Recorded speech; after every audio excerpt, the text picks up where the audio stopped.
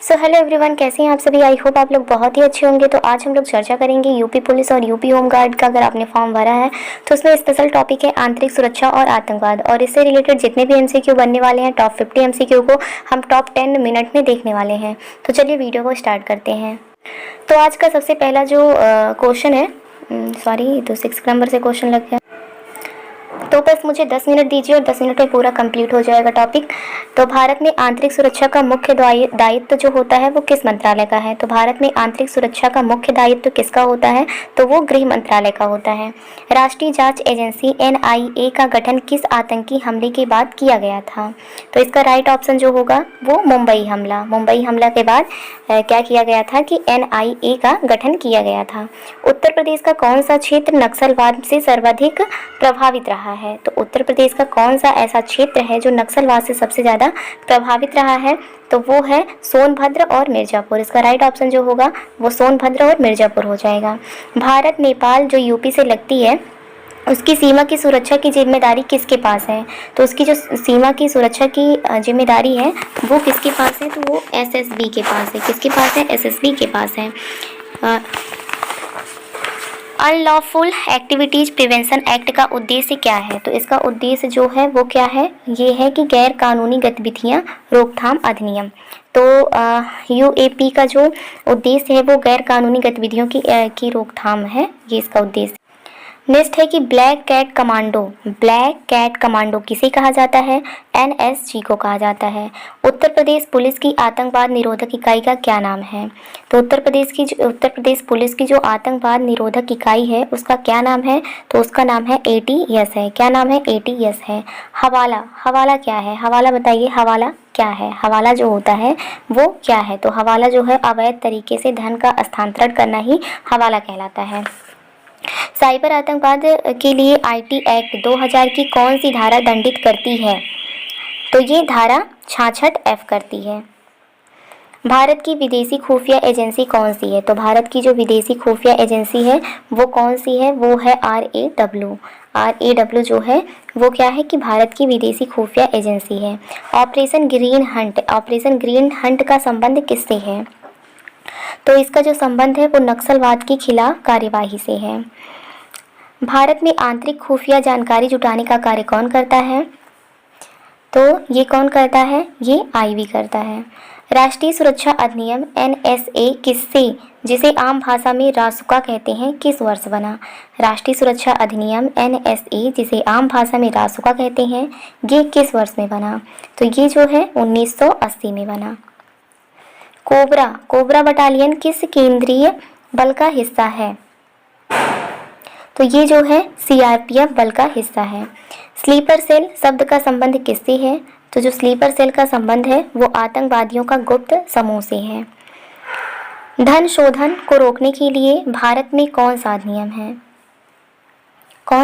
है, तो ये है PMLA जो है वो धन शोधन को रोकने के लिए ये अधिनियम है।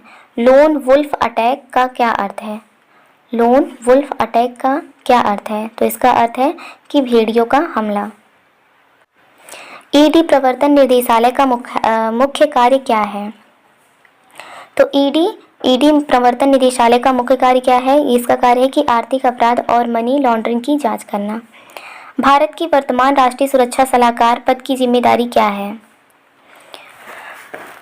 तो क्या जिम्मेदारी है इसकी, प्रधानमंत्री को सुरक्षा मुद्दों पर सलाह देना। गोल्डन क्रिसेट और गोल्डन ट्रायंगल किससे संबंधित है, तो ये है अफीम और नशीले पदार्थ की तस्करी के रास्ते से। 26/11 मुंबई हमले में जिंदा पकड़े गए आतंकी का क्या नाम था, तो इसका नाम था Ajmal Kasab. Uttar Pradesh STF special task force का गठन मुख्य रूप से किसके खात्मे के लिए हुआ था, तो ये श्री प्रकाश शुक्ला और संगठित माफिया के खात्मे के लिए हुआ था। CCTNS का फुल फॉर्म क्या है, सेंट्रल कंट्रोल ट्रैकिंग नेटवर्क इसका फुल फॉर्म है। भारत में साइबर सुरक्षा की नोडल एजेंसी कौन सी है, तो CERT-EN है। रेड कॉरिडोर का संबंध किस समस्या से है, तो ये सब आप लोगों ने पढ़ा होगा, बस आपको रिवीजन करना है। तो ये जो है माओवाद नक्सलवाद से है। भारत का सबसे पुराना अर्धसैनिक बल कौन सा है? तो वो असम राइफल है। फिशिंग किस प्रकार का अपराध है? तो फिशिंग जो है वो किस प्रकार का अपराध है? ये है साइबर अपराध। जाली भारतीय मुद्रा FICN का प्रसार किस प्रकार का खतरा है? तो ये है आर्थिक खतरा। NATGRID नेशनल इंटेलिजेंस ग्रिड का उद्देश्य क्या है? तो खुफिया एजेंसियों के डेटाबेस को एकीकृत करना ही नेशनल इंटेलिजेंस ग्रिड का उद्देश्य है। नक्सलवाद की शुरुआत भारत की किस स्थान से मानी जाती है? तो नक्सलवाद की जो शुरुआत है वो पश्चिम बंगाल से मानी जाती है। RAF रैपिड एक्शन फोर्स का विशेष कार्य क्या है? दंगा को नियंत्रण करना। इनमें से कौन सा संगठन भारत में प्रतिबंधित है? तो भारत में प्रतिबंधित है SIME।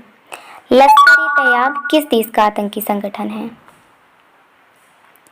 तो ये पाकिस्तान का है। इसी ने वहाँ पे शिवाजी महाराज, छत्रपति शिवाजी महाराज जो मुंबई में हमला हुआ था, वहाँ पे हमले के लिए जिम्मेदार इसको माना जाता है। इंटरपोल का मुख्यालय कहाँ स्थित है? तो ये लियोन फ्रांस में है। इंटरपोल का जो मुख्यालय है वो फ्रांस में है। डार्क वेब क्या है? डार्क वेब क्या है? तो ये इंटरनेट का वह हिस्सा है जो सामान्य सर्च इंजन से छुपा होता है, उसको डार्क वेब कहते हैं। आतंकवादी गतिविधियों को रोकने के लिए टाडा कानून समाप्त कब किया गया था? तो ये 1995 में किया गया था। पीपुल्स वॉर ग्रुप किस विचारधारा से संबंधित है? तो ये है नक्सलवाद से संबंधित। संसद भवन की सुरक्षा की जिम्मेदारी मुख्य रूप से किस विशेष बल के पास है? तो ये संसद सुरक्षा सेवा से है। उत्तर प्रदेश के किस जिले में पुलिस फॉरेंसिक यूनिवर्सिटी बना रही है? तो कहाँ पे बना रही है? तो उसका राइट ऑप्शन कौन सा होगा? लखनऊ में बना रही है। Just 1 second. बोटनेट शब्द किससे संबंधित है? बोटनेट जो शब्द है वो किससे संबंधित है? तो बोटनेट जो शब्द है वो समुद्री सुरक्षा से संबंधित है। जीरो टॉलरेंस नीति का संबंध किससे है? तो जो टॉलरेंस नीति है, जो बोटनेट शब्द का संबंध है वो साइबर हमले से है। ठीक है, साइबर हमले से है।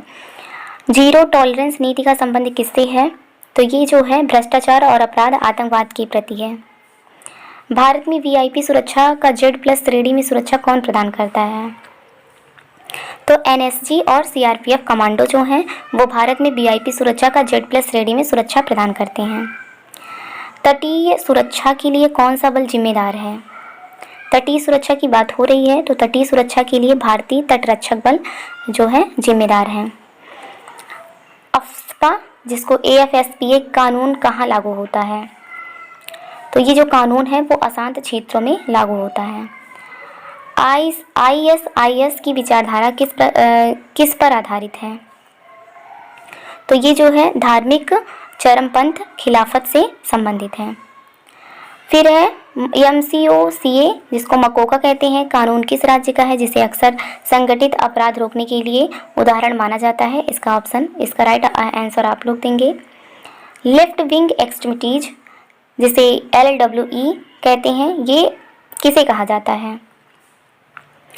तो ये वामपंथी उग्रवाद को कहा जाता है।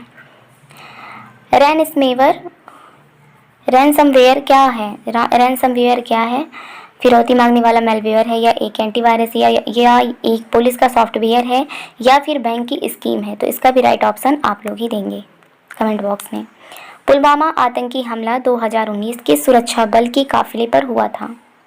तो जो पुलवामा अटैक अभी 2019 में हुआ है वो किस सुरक्षा बल के काफिले पर हुआ था? तो CRPF में हुआ था। ठीक है, तो ये पूरा हमारा कंप्लीट हो गया आंतरिक सुरक्षा वाला टॉपिक 10 मिनट में।